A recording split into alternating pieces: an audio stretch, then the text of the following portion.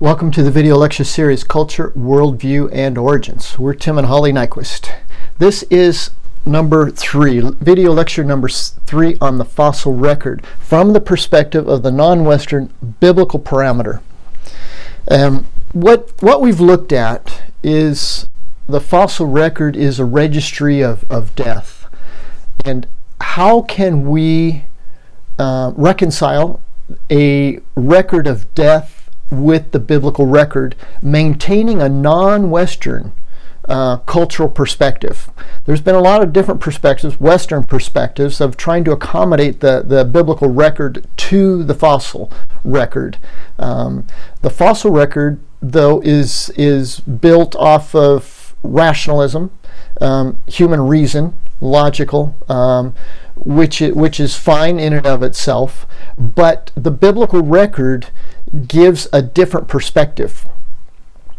And so that biblical record, because it does give a different perspective, either it has to be reinterpreted by the same Western perspective so that the two perspectives or the two records reconcile, or you maintain a non-Western cultural perspective and you take the biblical record from that perspective and you maintain that and reinterpret the fossil record to being not a record of time, of thousands and millions of years and a success of different layers that were laid over vast amounts of time, but maybe it's a record from a biblical perspective, non-Western Hebrew biblical perspective, of events, not time of chronos, but of events, would be the kairos.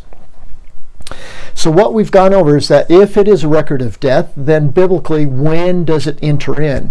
And the first lecture series and the second one, we noticed, or we took note, that death was a condition that would enter in upon man's disobedience. Man disobeyed, therefore death has entered in. So from that point forward, the fossil record now, as a record of death, can be enter into the biblical account, but where and how? And this is what we're going to start. We're starting with looking at the culture at the time after, and not starting too long, after the sin of Adam and Eve. Genesis 4, chapter 4, verses 6 through 8. Then the Lord God said to Cain, "Why are you angry?" Okay. In the previous video lecture series on man, the origin of man, we contrasted man with a beast. And in the evolutionary record, beast came first, and then through the evolution to a higher level, then man then arrived through that process, through evolutionary process. But from the biblical record, it actually is reverse of that, where God created man as a perfect being, then sin entered in, and then through that process of sin, there were other factors that began influencing man's thinking processes, and that could degrade man from being the heart of a man and having the understanding of a man to being and having the heart of a beast, an understanding of a beast. So it was a degradation or a de-evolving process, that man went from pure reasoning to being reasoning as a beast, and there was two factors that were given as to watch out for, and one was with Nebuchadnezzar, and through the psalmist says, "Man in his pomp and without understanding is like a beast that perishes." And so it's kind of like we can return to, or not return, but go down to a beastly level of existence by and through our pride and our arrogance, and that we can forget who we are. But there was another factor that came in, and that was, it said, "Do not let your soul become embittered and then act as a beast." So the two ways, either through pride and arrogance or through bitterness, through anger, we can become beast-like. This is what we have in Genesis chapter 4. Then the Lord said to Cain, "Why are you angry? And why has your countenance fallen? If you do well, will not your countenance be lifted up? And if you do not do well, sin is crouching at the door, and its desire is for you, but you must master it. Cain told Abel his brother, and it came about when they were in the field that Cain rose up against Abel, his brother, and killed him. Okay? So what happened? Well, it appears that his anger became bitterness, and instead of letting it go and practicing forgiveness or practicing humility, somehow he took the place of God, and he took the life of his brother that God had given. So those are the conditions that were expressed earlier in the origin of man, is that we can become as a beast through two factors, and one is through pride and arrogance being lifted up and acting as God, or through anger and in bitterness and also acting as God by taking away that which we do not have the authority to do.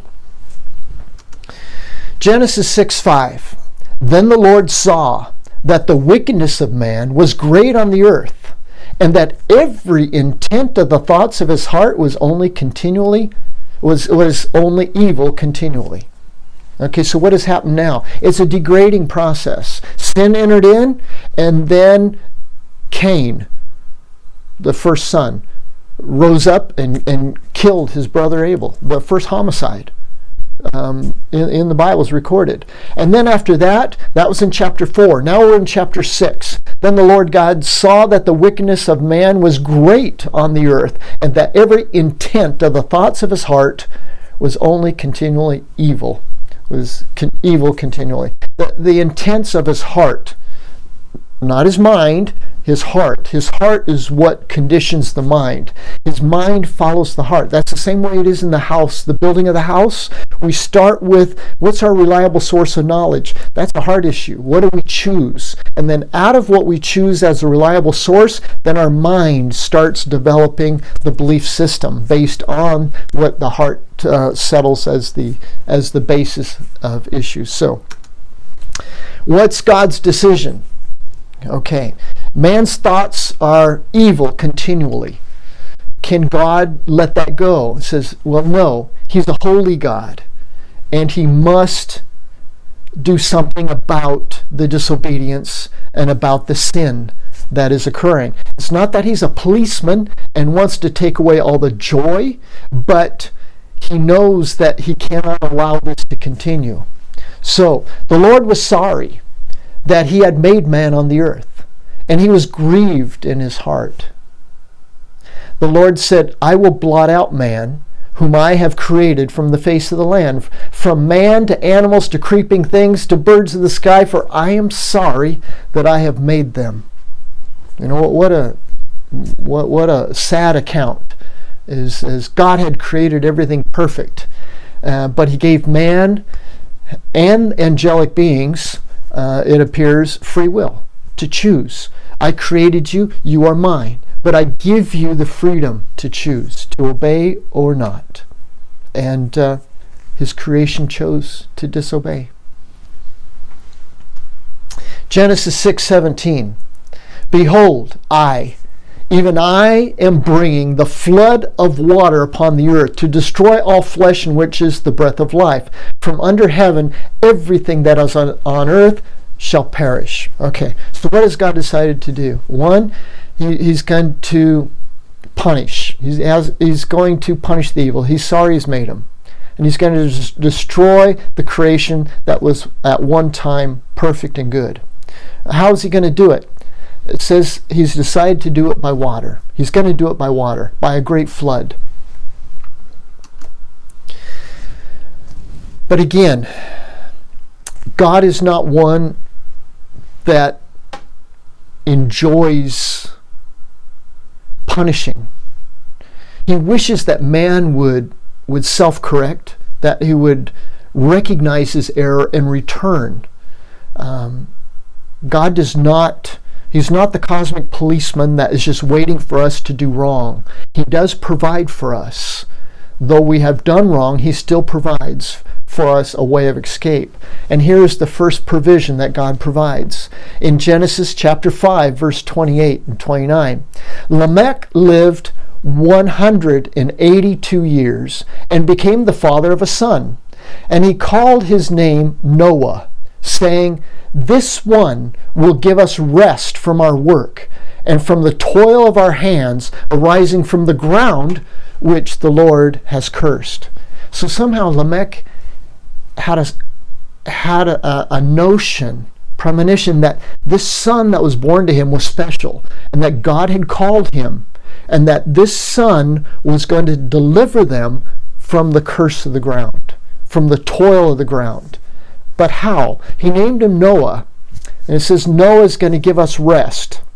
How was he going to do that? I'm sure Lamech knew something, but he didn't know how. Didn't know how it was going to work, but that this newborn son he named Noah, and that Noah was going to give the world, or give them, rest. Well, the name Noah comes from the Hebrew term Nuoc, which means to rest. So even the name that Lamech gave to his son, Noah, was very significant because it comes from the Hebrew term Nuoc. And so Lamech knew that in some way his son was called by God to give rest from the ground that had been cursed. Noah was God's first provision. So in other words, God does not delight in punishing. God is holy, and he delights in his creation, striving for that holiness to be what God has created them to be. Genesis 6, 8 through 10. But Noah found favor in the eyes of the Lord. These are the records of the generations of Noah. Noah was a righteous man, blameless in his time. Noah walked with God. Noah became the father of 3 sons, Shem, Ham, and Japheth. Okay, the first line there is important, in that, but Noah found favor in the eyes of the Lord. It is through the Lord's favor that we are declared righteous. It's not that Noah was a righteous man, but Noah found favor, and God declared him as righteous. But what did Noah do? Noah did walk with God. And that's what we learned in the previous series, The Origin of Man, is that God has ordained our days. God has ordained our path that we might walk in them. But then it says, then man makes his own path. Man walks in his own ways. Man walks in his own paths. And so it's kind of like, even though God has ordained a path for us, we can choose to walk in it or not. And Noah, he found favor in the eyes of the Lord because Noah walked with God. Noah walked in the path that was ordained by God. And he didn't resist. He did not disobey. He submitted, and he humbly followed in the path that God had ordained for him to follow in. That concludes the fossil record number 3 on the first provision that God gives. God gave a man. God prepared a man to offer salvation, to offer a way of escape to the world that was condemned. And it was going to be condemned and judged by water. And so somehow Noah was going to give rest. What was Noah going to do? He's the first provision. But God already has it planned. The second provision, which we'll see in the next series, is that we don't have to come up with the plan. God has a plan. Just walk in it. So anyway, we're Tim and Holly Nyquist. And again, if you would like to contact us, that's doubleroadrover.com or thn.academia@gmail.com. Thanks again for joining me, and hope to see you in the next video series.